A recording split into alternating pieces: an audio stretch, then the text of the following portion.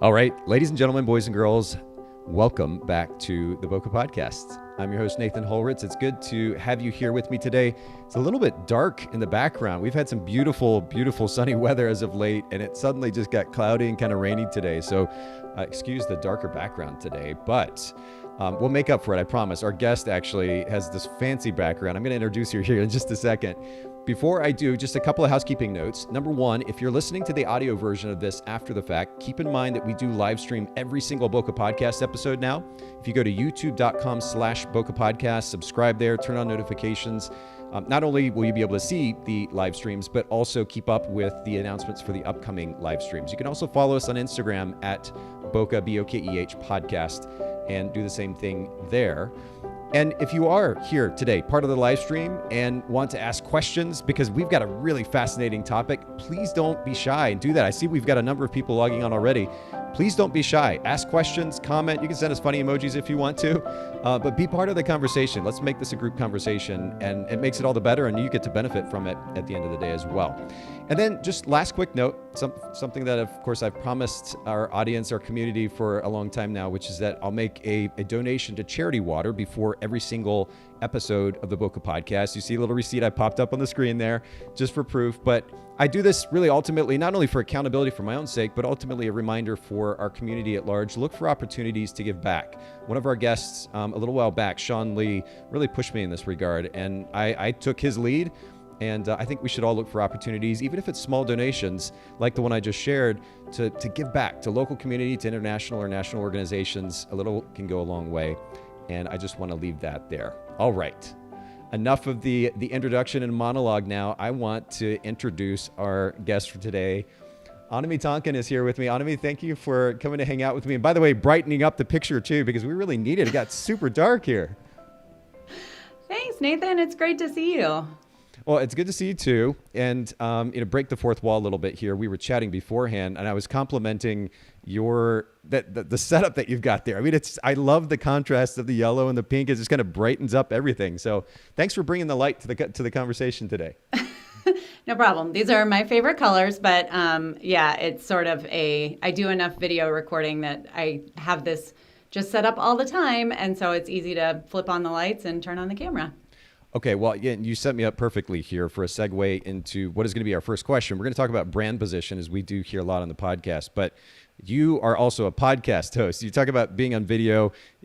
Anybody listening or watching who does normally will also realize we've got really good audio going on. This is because Annemie happens to also be a podcast guest. I'm going to pop up your website here, Annemie, but will you just kind of intro that podcast just for our listeners in case they want to chime in or to listen in? Oh, sure.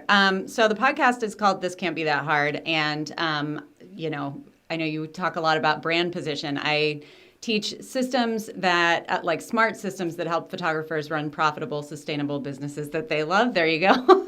It's perfect. You're right there. Yeah. So. Well, and for everybody listening, so I still have it pulled up on screen. Anybody that's listening to audio, of course, you can't see this, but you need to go to thiscan'tbethathard.com. Just like it sounds, very easy. We'll link to it in the show notes at bokehpodcast.com.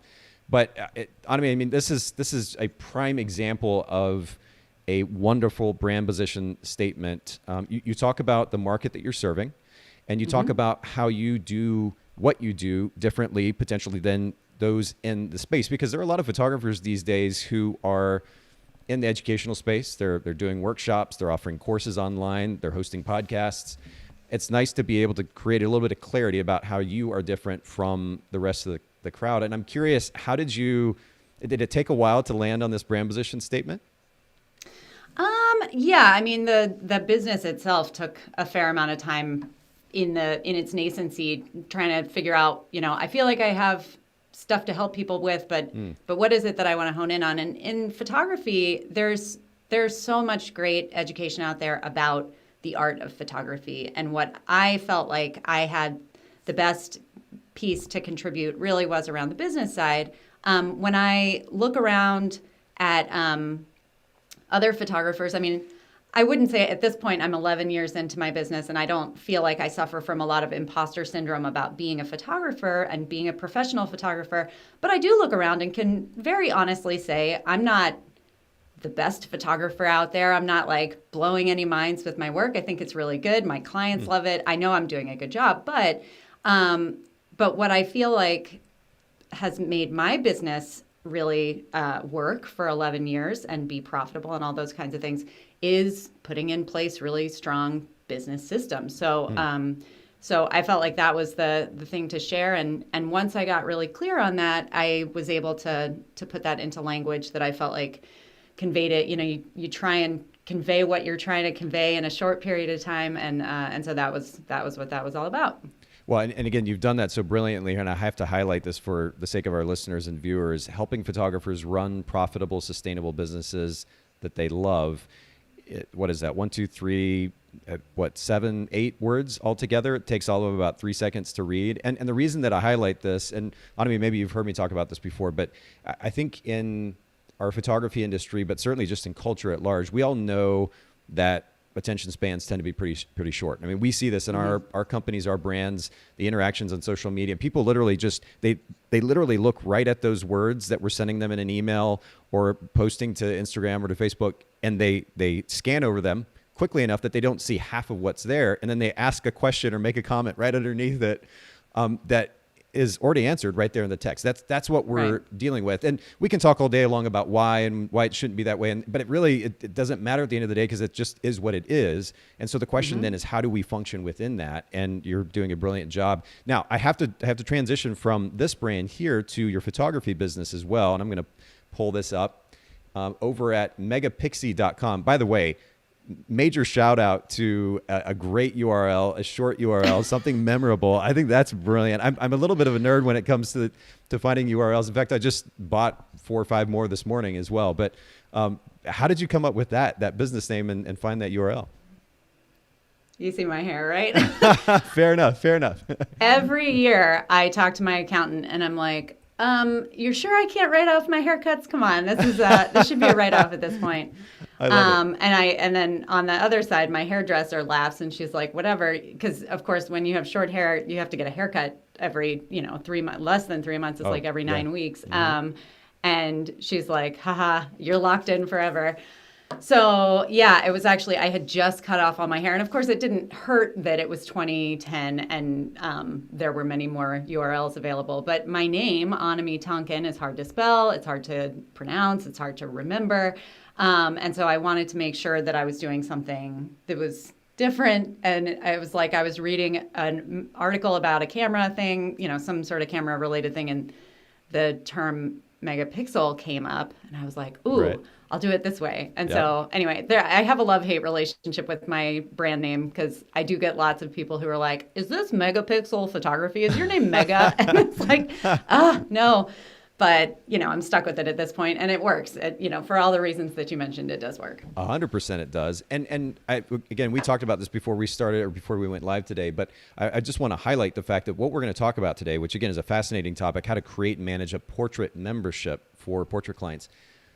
You're speaking from experience in this, and it's important, I think, for all the photographers listening in to understand that you've got an active photography business, and this is based on your experience. And just jumping back to your website here, when it comes to creating a brand position in the marketplace that you're in, how have you created that distinction for yourself amongst other photographers? Yeah, so I feel like with your photography brand, there's a bit of wayfinding to get there, but in this period of time, I have really settled into working primarily with busy professional families. So my brand position, I would say, is that, I help busy professional families capture the joy and beauty in their everyday moments in a way that is streamlined, simple, and as stress-free as possible. Wow. And okay. So when I am talking to people about their, what they can expect from me, I probably put as much emphasis on the fact that, like, yes, absolutely, you look at my portfolio, you're going to get great photos, but also I'm going to do that in a way where the only thing that you ever have to show up for or that has to be done on my time is that we are going to get together for a session, but everything else, I send them, videos to talk about, this is how you navigate the gallery that I'm going to be presenting to you, or I send them I use video a lot these days. I'm going to send you videos about how to like what the different products are and how they, this product is going to do this and this product is going to do that. I used to do in-person sales. And I learned a lot about what people know and what they don't know, what we think is intuitive and what is absolutely not intuitive for people who are not photographers. And so rather than doing all that in person these days, I'm busy, my clients are busy. I try and make it as like they can basically learn all the stuff they need to learn when it's convenient for them on their time. They can pay everything online, all that sort of stuff. So that's really what I try and remind them of, is that we're going to get this amazing, beautiful, very high touch product, but you're not going to have to, live half your life with me to get it. Well, but if I'm honest with you, like you had me immediately at portrait photography for busy professional families. I mean, that sums it up so simply and beautifully. And again, you're speaking to a very specific target market. And you also, within just a few words, explain the value proposition that you bring to that potential client. And I mean, you really don't have to say anything else. It gets brilliantly done. And again, a good example for our listeners as well. When we talk about the significance of brand position, by the way, for everybody listening in, it's not an end-all be-all. It's one of the pieces of the puzzle when it comes to marketing. But because there are so many photographers in the industry right now, it is a very, very busy space. It's a noisy world in general. There are a variety of things that we can do to stand out, and certainly messaging is one of those. And for potential clients who are landing on our website, if they don't immediately know within seconds what makes you different than somebody else, then there's opportunity lost. And that's a big part of why we talk about this so much on the podcast. Well, I listen to your podcast as well as coming on here now. I'm very honored. But I know tons of people, when you talk about, what book has influenced you, talk about building a story brand. And anybody who's familiar with that book and his sort of the way that he encourages people to build their websites will see very clearly that I kind of wireframed both of my websites based on that. And that he really did do a great job helping me clarify my brand that getting to that language. So. Well, and that's a great start for anybody listening in. We've got that. Then he came out with a book called Marketing Made Simple, which kind of builds on that. And very to your point, it gets even more practical when it comes to wireframing, building out your website, thinking about user experience and user flow. So good. I'm right now kind of slowly reading through Business Made Simple, which is, I guess, kind of the summation of all of it. Are you doing the day-by-day thing? I'm not as a workbook. I'm more just kind of reading through it and highlighting the important principles. And ultimately, I never want to consume information just for the sake of consuming information. I want to do something with it. So those things that make sense that I need to apply, I want to intentionally do that. But I'm not treating it as a workbook. Did you do that? I try to, just in terms of sometimes what happens if I sit down and read, a lot of that stuff all at one time, you can only absorb so much. So exactly. I do like the idea of taking it piece by piece. Not necessarily, I wasn't necessarily doing it on every day, but sure. I like the idea of, you sit down with your cup of coffee in the morning, read through the idea. If it makes sense for you, great. Go do something with it. If it doesn't, you just have a point to ponder. It's like a good exercise. It is so good. Yeah. And his writing style, for anybody listening who's not read Donald Miller, it's so easy. It's extremely practical, I find. I mean, there's still a lot of filler, but not as much as many other business books that I found where it's 20% value and 80% filler. Yeah. He has a much better ratio there. And have you ever read Scary Close? The book that he wrote on relationships. It's so funny because I guess I found Donald Miller through Storybrand 3 years ago. And then I was going through my old Audible file and I have Scary Close in there that I had purchased for some other reason, but I never listened to it. And it was just in there and I still haven't listened to it, but I'm excited to at some point. It's so good. I've mentioned this, I think, on the podcast before, but my girlfriend, Jill, and I, who actually produces the show as well, but she and I, when we were dating long distance, she lived a couple hours away. One of the ways that we would connect was I would read to her. We'd read to each other. So we'd get on FaceTime or just on the phone or whatever and just read to each other. And that was one of the books that we read together. And it was wonderful. It was just one of those that you want to curl up by a fire and with a cup of coffee or something and just read, he has a very warming style of writing, especially in that particular book, but it's very easy to follow. We'll link to all these in the show notes for everybody listening in, bokehpodcast.com. We've mentioned Donald Miller a number of times on the podcast. So again, Right. for our listeners, if you go to Bokeh, B-O-K-E-H, bookshelf.com, we've got a collection of the most popular books that have been shared here on the podcast. And you can find Donald's work there. You know what? Let's just use that as a segue to your maybe best book recommendation based on your experience, self-help book or business book. What do you suggest? Well, I was like, I can't say that one. Everybody says that one. Yeah. So I was thinking about that. And, you know, like there are a lot of business books out there, and I have gotten good value from some of them. But when I think about, you had put in that question, business or self-help books. Mm-hmm. And I guess it's not technically a self-help book, but have you ever read Cheryl Strayed's Tiny Beautiful Things? No, I haven't. So when I was going through, I guess it was shortly after I was going through my divorce, which is 5 years ago now, a friend sent me that book, and it was like food for the soul. So I don't know. Do you know who Cheryl Strayed is? She's the one who wrote that book, Wild, which was made into a movie. Anyway, she also has a podcast and a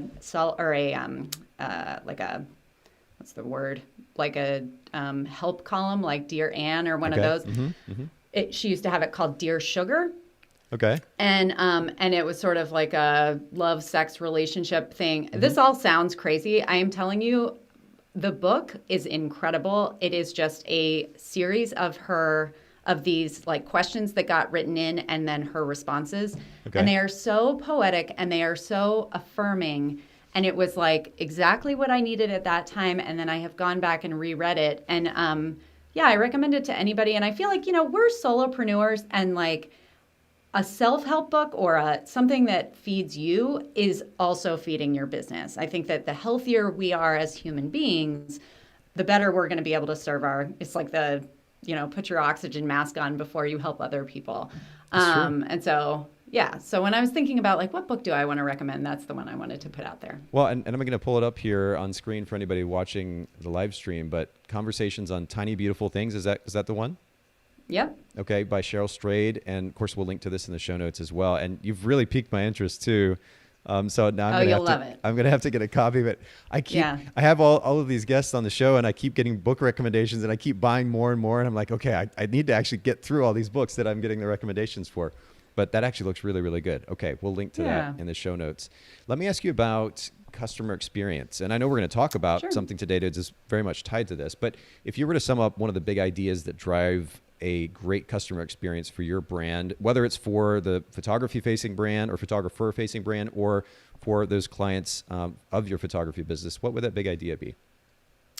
That's super easy, and that's education. Like, hands down, an educated client who knows what to expect next, who knows what's happening, who the only surprises that they come across in their experience with you are the positive surprises where you're like, hey, I wanted to send you a special little treat or whatever. That is a happy client who it builds trust. They'll be happy to refer you. And I would say that that's true. I mean, obviously I educate people in my other business, but I'm talking about like when someone pays money into my education business, I want them to know exactly what they're getting, what the promise is, all that sort of stuff. And I want to deliver on that in a way that there are no surprises, like except for the positive ones. So I feel like you had sort of mentioned this at the beginning of the conversation about how in order to educate people, or maybe it was even before we went live, but in order to educate someone, you have to feel like you're repeating yourself over and over and over again. And I feel like some people learn by reading. It was on here because we were talking about the website. Like you think you answered that question and they ask it anyway. Yep. It's because plenty of people don't read, but some people read. Some people read really thoroughly. Some people want to watch a video. Some people need to hear it on the phone. Like I feel like you have to take the all axis approach to try and get your point across. And when you do that and when you do it effectively, you will have great customer experience. I love that. And it's so funny that you're bringing this up because literally just, 2 hours ago, not even that, Jill and I were talking about our onboarding process, particularly for Photographers Edit, but certainly it relates to our other brands as well. And how could we refine our onboarding process? And the key thing for me in my mind really always is expectations management. And it ultimately centers around this idea of education. And you really can't say too much. It's funny. We sent a newsletter out 2 days ago, I think it was. And it was just a video. I had recorded a video to our clients, just kind of updating them in the current busy season. And we didn't include any text-based bullet points. And somebody responded and said something to the effect of, hey, video doesn't really work for me. I want to, when I'm looking this in bed, I guess next to their partner, they don't want to wake that person up. They want to just be able to look through the bullet points. Video doesn't work for me. And so it was a good reminder to your very point of the fact that we really have to be kind of all-inclusive in our approach to education, and we certainly have to be proactive about it. It's such a great reminder. Yeah. Yeah, I think if you can sort of hit all those different ways of communicating and ways of educating, not only are you going to be meeting people where they are, the people who learn better in different ways, but you're also going to start being more accessible. And I think that that's something that we've all learned more about. Thankfully, technology is on our side. We have things like closed captioning, and we have things like automatic transcription services that can make it easy to give like creative video, but then have the written version available for people as well. So I love continuing to learn about this stuff because it helps other people, but when they're helped, it helps us as well. It's worth your time to invest in learning that 100%, stuff. yeah, full circle all the way. Speaking of time, talk to me a little bit about time management. What does that look like for you in, I guess, the effort to not get overwhelmed by business, get burnt out by business, still being able to live a life simultaneously? Is there a big idea driving that effort? Yeah, you're asking me this at the end of October. Fair enough. Oh, yeah, I get that. I am not perfect. I run 2 businesses. I have an 11-year-old and a 15-year-old. I am a pseudo-single mom. I have a partner, but I am divorced. And I'm very busy. I imperfectly use the Michael Hyatt's full focus planner. And I do even though almost everything in my life is on digital and on the computer, I do like having a paper planner. And I like the concept of like a big 3. If I can get 3 things accomplished today, what are the 3 things that are going to move the ball forward? So I do try and use that on a weekly and a daily basis, but I don't do it perfectly. The other thing that I have come to realize about myself is that I do like live and die by my calendar. So if I put days off on my calendar and protect them, then I tend to actually take them off. I don't do it as often as I'd like. I'm trying to get there. It's the slow, steady, push toward always outsourcing as much as possible. And does that outsourcing or delegation, whatever it might be in your business, administrative tasks, album design, editing or otherwise, is that something that you have implemented in your business? Have you had experience with that? Has it been good? Oh, yeah. Tons of outsourcing in my photography business in particular. It sort of started with my CRM, where I got started with a CRM, I don't know, 6 or 7 years ago. And that was sort of the first instance where I wasn't actually physically doing every single thing in my business, where it was automated. And I was like, whoa, I got so much more done today just because I didn't have to press the send button on this or whatever. And so that kind of opened my eyes. I mean, I've always had a bookkeeper, accountant, but so the CRM, and then now I outsource my editing. I have an editor, and that's kind of it for my photography business, I guess. Although now with the 2 businesses, so I have some employees with my education business, and I would actually like to get like a full-time assistant who's doing communication stuff for both businesses. Yeah. That's the goal. I'm not there yet. But I hear you. It makes such a difference. At Photographers Edit, we have a customer service team, and I feel super lucky in that I don't have to handle every piece of communication coming in. I would just be so overwhelmed. And obviously, we're dealing with thousands of photographers over time. But even in a photography business that might deal with, say, 20, 30, 40, 50, even 100 clients in a year, the idea of having to manage that all the time on top of everything we also have to, or everything else that we have to do is such an overwhelming thing. So absolutely, anything that you can, or anybody listening in can delegate, to your point, can make such a massive impact. If you can't justify the cost of a human being to hire, like step one and absolute baseline is that CRM. There's so much great stuff that can be done either automated or near automated. I think it's just a no-brainer. Yep, absolutely. Well, I want to just kind of transition to our kind of primary focus for today, which is this concept of a portrait membership. And it's honestly not something we've talked much about here on the podcast previously. Over 500 episodes. It's kind of crazy. So I'm glad that we're doing this today. And I'm particularly excited about it because I think it's a really interesting opportunity for our community to learn something that could add significant value to their business, whether it's, if they do a quick turnaround this season, sometime the rest of the season going into the holidays, certainly planning for 2022. And that is the idea of a portrait membership. And I mean, it may seem obvious to some or even most, but can you just start with a definition as you see it, as you've used it, what a portrait membership actually is? Sure. I mean, I think we all kind of know what a membership is generally, right? We belong to memberships of every kind, whether it's Netflix or any, Amazon Prime. I'm like naming the big evil overlords, but Sure. everything down to like, I have my HVAC filters that I have to change in my house. Those are in a membership thing where they just mail them to me every 3 months. And I just joined, what's it called? Who Gives a Crap, which is the toilet paper membership thing. No way. They're really good. And it's all like recycled paper. It's really nice toilet paper. It's great branding. That's awesome. But anyway, yeah. So like, I love those kinds of things because they serve me, right? But the way that I have tried to create a membership in my own business and as a portrait membership is that, and now the way that I have helped other photographers leverage the power of the membership is to position it as a win-win solution that serves both the photographers who want more stability in their businesses and their clients. And those clients could be people or businesses, but anyone who wants or needs regularly updated images. So I'm a family photographer, and my families, many of them, over the years would call me and be like, we meant to call you last year. It would have been 2 or 3 years had elapsed. And they were like, we just got so busy and we were out of town and da-da-da. So I knew there was a need there. And of course, every year that they didn't hire me, that was money that I wasn't making from them. So I was like, how can I put this together so that it doesn't fall off their radar? It's not difficult. And the membership idea kind of solves both of those problems.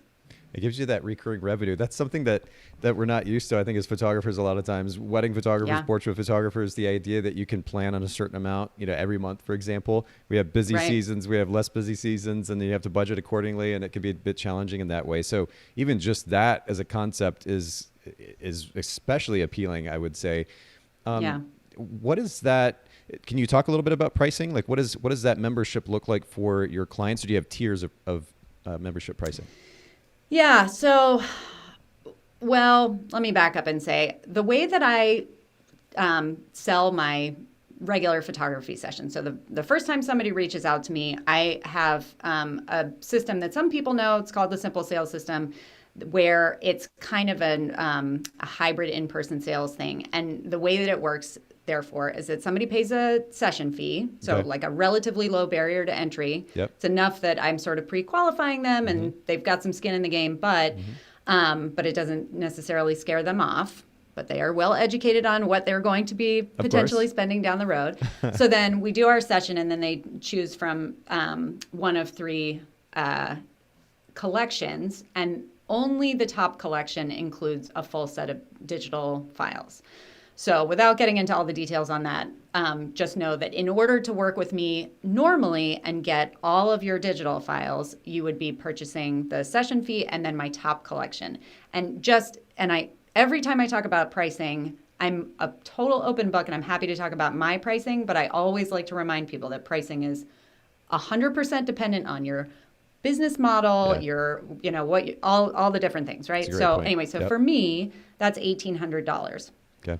What I then did when I created my membership was I made it so, and memberships, I need to baseline say that the number one rule of a membership is you can't just let anybody come into your membership. You have to, it has to be an invitation only thing. It needs to be someone that you've worked with before. Okay. It's kind of like you would never walk up to somebody on the street and propose marriage to them. you might ask them out on a date. Totally great. But either party you've can never then done that later before? say, It's so fun. You should try it sometime. weirdly, no one has ever proposed to me without going out with me before. So anyway, so it needs to be an invitation only thing. But the nice thing is that if you've gone on that date with someone, if someone has gone on that date with me, for instance, and they know that in order to get all the digital files with me, they're going to spend $1,800.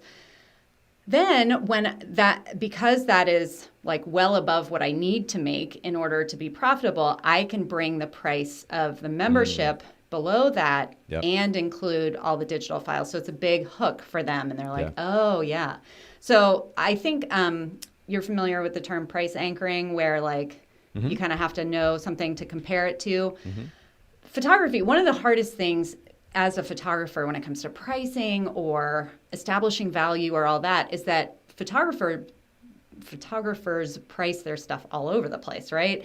And so if somebody's calling me and you and Susie down the street or whatever, they're getting 3 apples and oranges that like the prices are different, what's included is different. I like to use that initial session with a client, not only to sort of feel them out and make sure that I want to work with them going forward and I think we're a good long-term fit, but also that that they are anchored by my standard pricing. And then when I am pitching them with my membership, it's like a no-brainer kind of an offer. Well, it gives you, I love the idea of having some flexibility built into that. You build enough margin in that you can make adjustments as necessary to accommodate, the individual scenario that might require it, but even the potential of, in the context of this conversation, do you recommend giving discounts or running sales, or do you ever do that? Or is that something you would shy away from? Like in general? In general, yeah, because if you're building that kind of margin into your pricing and it gives you some flexibility, do you ever run discounted offerings in order to bring additional people in? Yeah. So I don't generally discount to bring people in, but once I have worked with people, I'm more than happy to, like, again, once that anchor has been set where I want it set, and I know that they are qualified to hire me at my normal prices or work with me at my normal prices, then for sure. I mean, like the holidays are coming up and my clients, I'm all about making holiday sales and making lots of money at the end of the year. It's all about being strategic about it. When you're bringing new people in, the important thing is to show like that value proposition and how you are different from other people and how you're going to make their life easier and all those kinds of things. It's so tempting to be like, ta-da, here's the price break for people. But you do kind of get yourself into trouble if that's your first initial interaction with somebody is based on you being a bargain. Yes. Yeah. Great point. Yeah. Would you say that there are any, I mean, you've talked about the pros to this approach, this business model. Would you say there are any potential drawbacks that photographers should consider before jumping in? There are potential drawbacks, but I think it really has to do with the way that you set it up. So I think the important thing, if you're interested in putting a membership offer together, is that you really think through the difference between a session, like a discrete session that you have with someone, and bringing someone on as a member is that it's real easy. It's very easy to like get that scope creep or that you need to really well define what's included, what's involved. Okay. And I have to say, scope creep is not a phrase that I'm used to hearing in the context of a photography industry. So that's pretty. And I think that, yeah, I think that was when, the backstory on how I first came up with this idea was that I broke my ankle and I had surgery and they were like, oh yeah, it's a short recovery, no big deal. And then I woke up and they were like, actually, just kidding. It was worse than we thought. And you're going to be off your foot for 4 months. And this was like pretty shortly after my divorce. So I'm single momming it and I'm on crutches and I can't work. Yeah. And thankfully it was in the like off season, but it was still close to 4 months where I had zero income. And I was like, well, this isn't sustainable at all. And I knew that, obviously my ankle was going to heal, but like I could break my wrist. I could do this, that, and the other. Little did I know that a pandemic was on the horizon. But when I was recovering, I was thinking like, I need to stabilize this income. So yeah, that was sort of part of it. But it took me so I had that surgery in December, was back to work by March, and I introduced my membership in August. So that whole time I was considering like, what are the legal not ramifications. It's different though, right? Working with someone on an ongoing contractual basis is different from doing a single session for someone or photographing a wedding or something like that. So I had to work with my lawyer on that.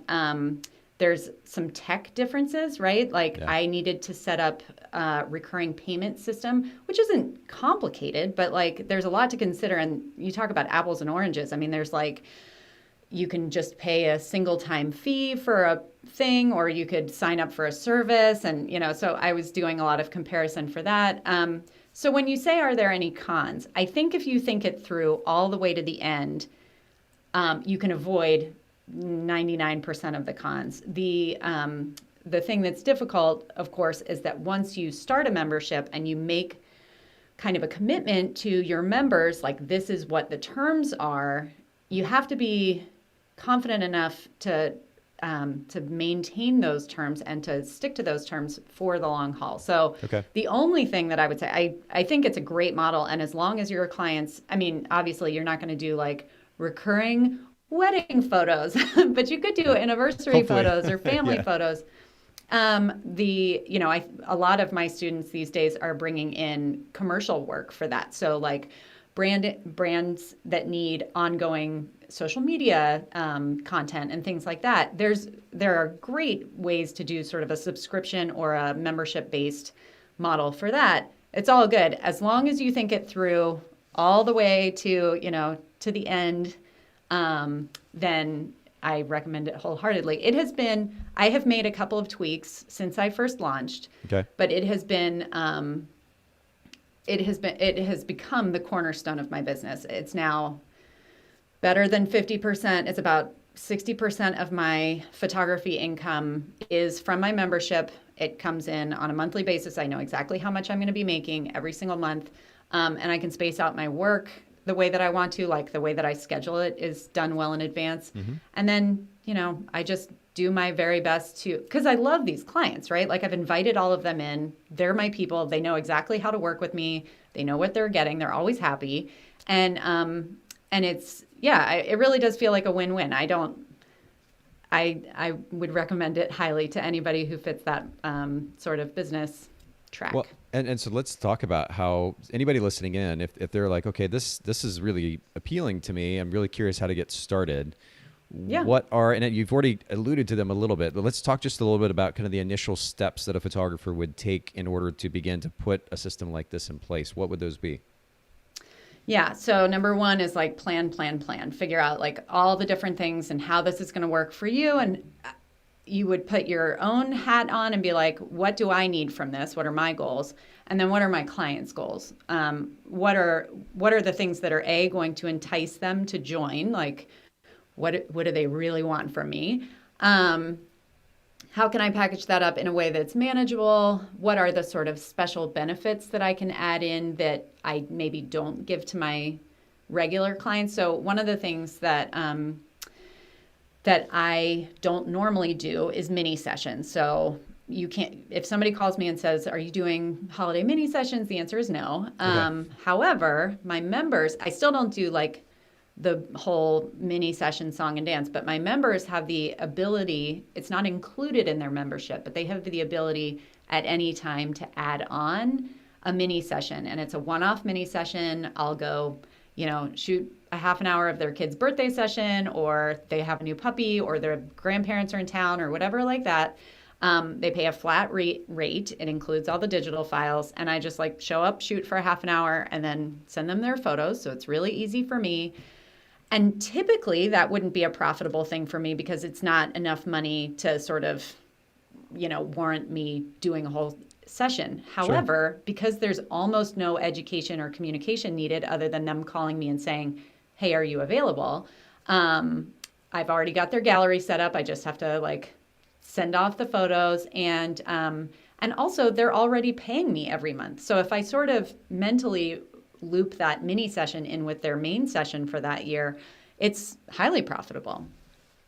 So I love, I'm going to go back to the thing that you said, which I think is really important, whether it's this business model or any other business model that a photographer is putting in place, which is be clear about what it is that you want. That's such a, and it's easy to say that and kind of glaze over, but I think a lot of photographers, and I can speak from personal experience having run a photography business myself, a lot of photographers go into business not being clear about what it is that they want. And so the model that they create is just this kind of, I'll take a little bit of this and a little bit of that, maybe I'll try that and do a little bit of this.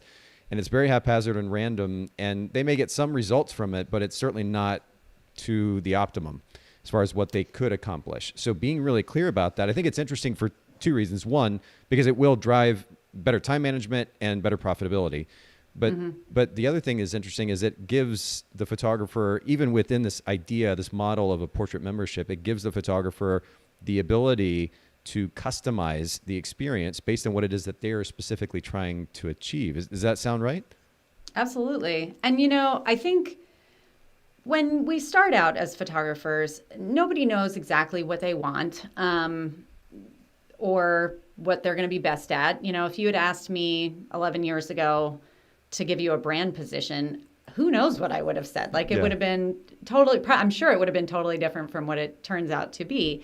And that's okay. You can't know, not only should you not feel like you have to know, you can't know at the beginning. You do have to do a bit of trying. What gets dangerous and what I see being really problematic is that so many photographers, it's like that inertia where they start doing something and then they realize they don't like it, but people are hiring them for that. And there's that cycle of, well, if I stop doing this, then what? And I just need money. And it turns into this thing where they start to resent the work that they're doing, which is like the opposite of why anybody goes into business for themselves. So, back to the brand position thing, when I came up with that, a lot of people talk about profitability and sustainability in business, but I wanted very specifically to put on that profitable, sustainable businesses that you love at the end of that, because I think it's really important profit is important, 100%. Sustainability is very important for all the reasons, but loving what you do, there's no reason to kill yourself for what is not an insane income for most people, doing something that doesn't light you up. And I think that you really do have to be intentional about coming back over and over again to how am I setting this up? How am I doing this? And that's where I think business gets such a bad rap in this industry. I hate business. I hate having to think about all this stuff. And, we can be as creative in the business side of our business as we are with our art. And if you think about what is it that I love about this? What do my clients love about this? What makes them happy? What makes me happy? You can really build a business that is, it is that unicorn of I get to love what I do for the long haul.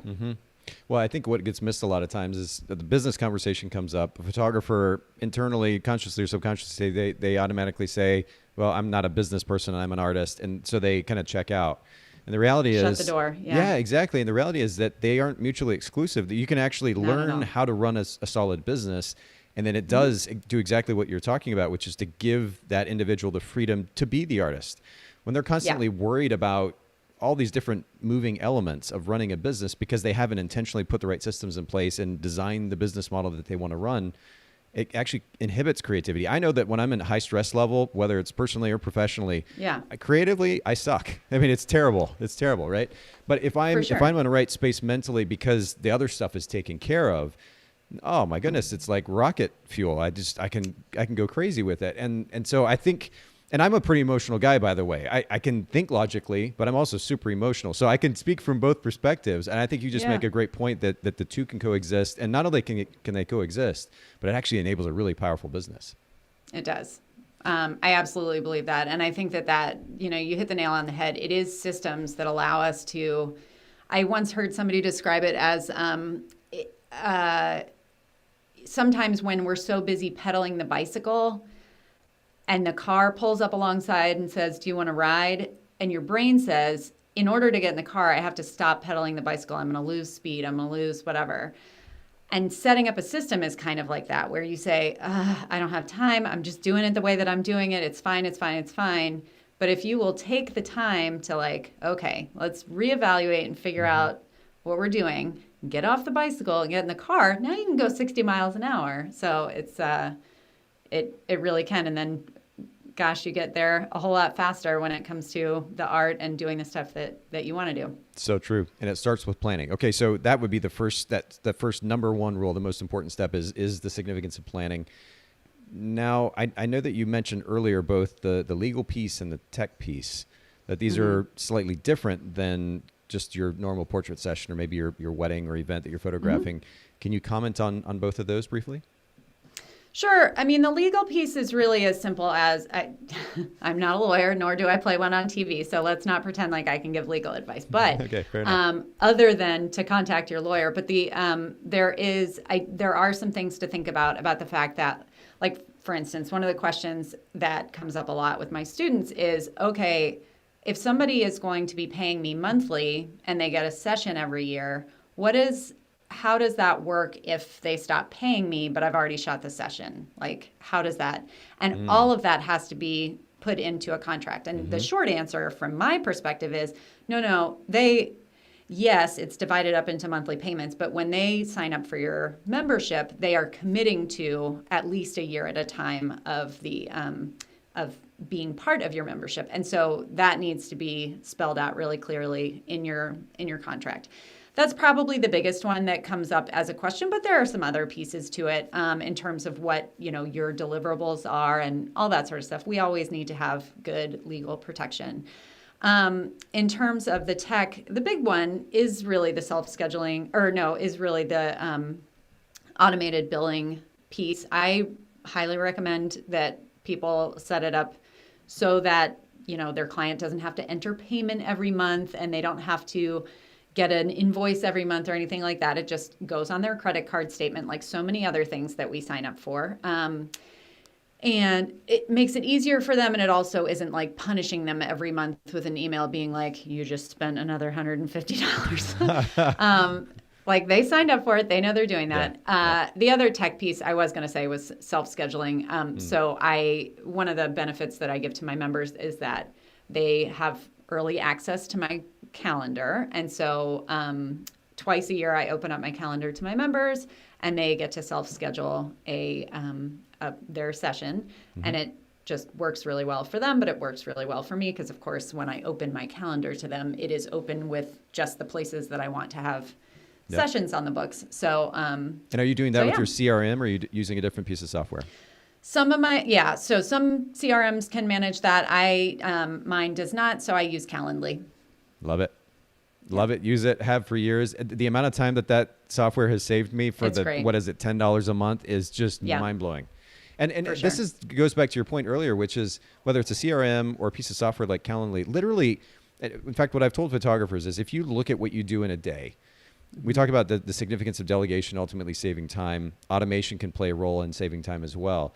Look at what you do, literally everything that you do in a day, and do a Google search on every one of those things. I mean, almost personally and professionally, you could either find a service or a piece of software at this point in time that will probably do that job for you for little to no money in many cases. It's mind-blowing, but not enough photographers are taking advantage of those solutions. And I think in part to what we talked about earlier, it's that apprehension of, I got to set this thing up in order to do it, and I just don't, quote unquote, have time to set it up, so they don't set it up, and then they continue to run inefficiently.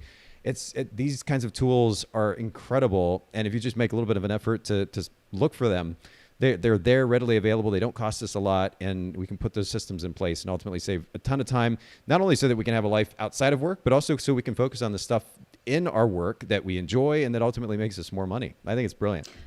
Well, you think about how much time you spend and ultimately really waste on tasks that can either be automated or that you could pay somebody $8-10 an hour to do.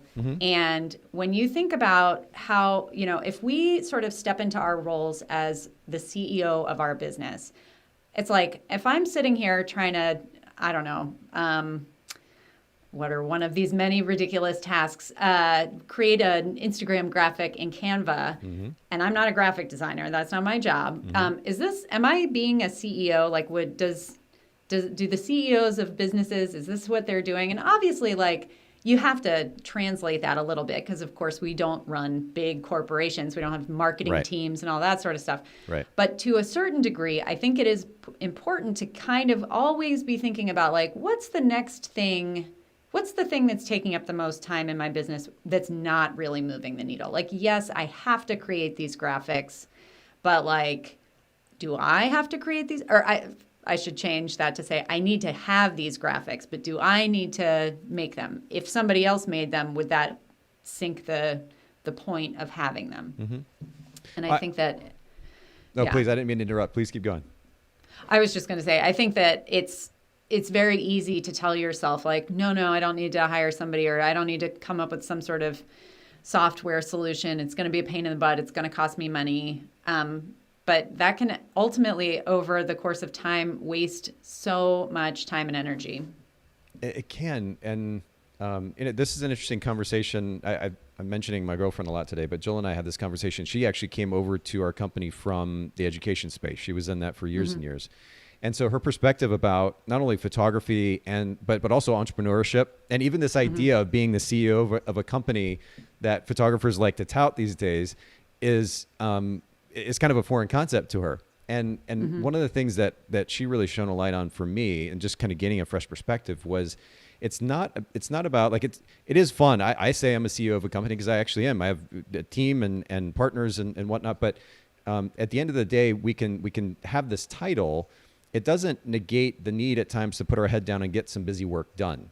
Yeah. The difference, I guess, where the conversation shifts a little bit is, do we want to just work hard for the sake of working hard, or do we want to work intelligently so that we can not only be more profitable, have the space to be creative and potentially to even shoot more, but also to have a life? And I think that's what it is. It's going back to that idea of planning that you were talking about, which is to be intentional about what it is that you're trying to create, what you want to accomplish. That is with the business, but also with your time and ultimately your personal life. Have that as kind of the top end, the 30,000 foot goal, and then work backwards from that to figure out how you can create that thing. And part of that is figuring out ways that you can delegate and automate and ultimately get rid of some of the work that, yes, somebody else is going to do for you, and that needs to be acknowledged, but ultimately frees you up to focus on stuff that will drive your business forward more efficiently and create a life that's just more enjoyable as an entrepreneur. I don't want to spend 60, 80 hours a week constantly doing a bunch of work that could be delegated. I think it's good for everybody to be considering that. Well, and I'm just going to bring this up because it's fresh on my mind. And I think you've had Colie James on your podcast before. She's a good friend of mine.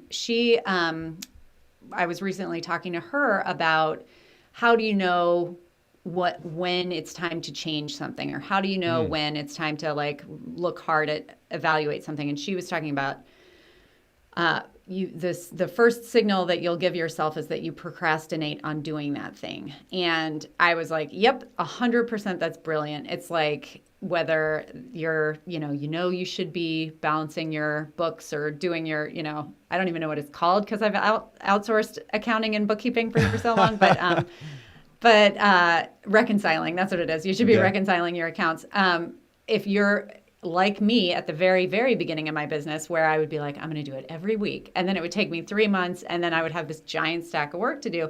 If you routinely procrastinate on a particular thing, like social media or editing or, you name it, some things get done because they have deadlines. Like, you have to edit your client's work because you have to deliver it within a certain time frame. But if you find yourself waiting until the last minute to do it every time, that's a sign that, like, maybe this is what you need to look at next, and this is the next thing that you need to hand off.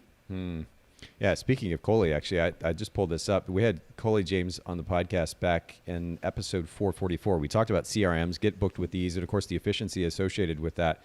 But Annemie, I actually was just looking at, and let me, hit the wrong button there. I had pulled up this episode, I guess it was just yesterday, of yours, where you hosted Colie, Business Brainstorming with Colie James. And we'll link to this episode in the show notes at bokapodcast.com. again, for everybody listening in or watching, you can get a taste of Annemie doing her thing, being the host of her own podcast. You've got such a great presence about you, and you have the coolest background yet. So that if that's not reason enough, it's pink seamless paper. You guys can have this too. I'm gonna have to upgrade. My skin tone looks like I've been drinking all morning. Like it's got this really hard red tone to it. The lighting here is terrible today. I'm upping my game after our conversation today for sure. Before we go, we've got just a few minutes here. I want to kind of pivot from what it takes to get started to what it takes to actively run a portrait membership. I know that you were telling me before we got started today that there are kind of 3 key ideas there that are driving a healthy portrait membership. Will you share those with our listeners? Sure. I think we kind of talked about them a little bit, but with the portrait membership and sort of the maintenance piece of the portrait membership, obviously communication is a big one. And when people are working with you over the course of the year, you want to continue to just touch base with them. You're going to have your session with them. I like to build in a couple of other opportunities over the course of the year to kind of pamper my members and give them those reminders of why it's so great to be a member. And then, of course, there's the annual time when it's time for them to renew. Mm-hmm. So all of those times you want to build in good communication and good you want it to feel great for them is the bottom line. Like you want them to feel like I'm part of this thing. It's almost like they're on a team or they're part of, they feel that community piece of the membership. Yeah. And that's not like, I'm not like putting them all together in a room, but I do talk a lot about how I talk openly to them about how much it means to me that they are, part of my membership. Yeah, so absolutely. There's that. There is, and these are all different things that you have to evaluate based on your business and all that. When I invite people into my membership, I do lock their pricing in. So as long as they stay a member, and that does encourage them to kind of stick with it because the prices do go up over time. And I caution people both from setting your parameters and setting your membership up in a certain way, but also pricing your membership in a certain way. If you aren't really clear on your numbers and you know for sure that the way that your pricing is set up is profitable, you want to get that in line before you invite someone into an ongoing kind of a thing. It's one thing to have one unprofitable session, but then the next time it's not, it's another thing to lock that in for any period of time. So I do, I encourage people to stick around because their prices are locked in. I have their galleries open all the time so they can just go in there. And I run sales periodically. So, I do make additional print sales from those people. But then, I just look for ways to sort of pamper them and keep them enjoying their experience of membership and loving the fact that every year they have updated family photos. Well, and I know this is a loaded topic. We've only had so much time to kind of get into it today. I want to just take this second here to give you an opportunity to share a little bit more. In fact, I'm going to pull up your website at thiscan'tbethathard.com. By the way, Annemie's not asking me to do this. I have a lot of respect for what you've built, Annemie, and I want our listeners and viewers to be able to have a chance to get a little bit more. So you've got a podcast, and I pulled it up here on screen for anybody who's listening to the audio version. If you go to thiscan'tbethathard.com, scroll down a little bit, and we've got the podcast and link to simple sales, revenue on repeat. Can you talk a little bit about the education that you offer that builds on what we were talking about today? Sure. So revenue on repeat is the course that I teach that it teaches people about how to set up a membership. So that's what that is, and that's pretty straightforward. I would say, if somebody is meeting me for the first time here today and they want to kind of learn more, the podcast is a good way to do that. But my signature system that I teach is actually the simple sales system, which I think I mentioned a little bit earlier. And that is it's kind of the way that I bring clients in. It's everything from that first experience all the way through to when I am hopefully inviting them into my membership. But it manages all of the sales and everything else, and it's in a very systematized way. And I took many of the lessons of that come from my years as an in-person sales person. And what I did was I turned that into a more automated, streamlined process so that I could make the same kind of in-person sales money without having to do all of the high touch stuff. So I do teach that on my website. If you go there, there's a free masterclass that you can sign up for to learn more about that. Cool. Yeah. And this can't be hard. I've got that up there on the screen, but this can't be that hard.com for those of you that are listening to the audio version of this. I really appreciate you making time to do this today.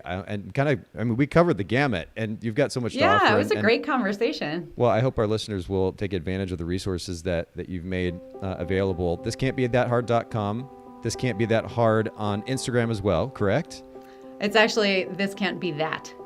This can't be that. Oh, that's right. Yeah. I put that hard, but yeah, you're absolutely right. In fact, I'll pull it up on the screen okay. here real quick for everybody, just so you can see this. But yeah, this can't be that. It's kind of brilliant, actually. I kind of wanted to ask you even about that. This can't be that. We'll put that in the show notes, bokehpodcast.com. And Annemie, I really appreciate this. Thank you for making time to share with all of our community today. It was my pleasure. I really appreciate you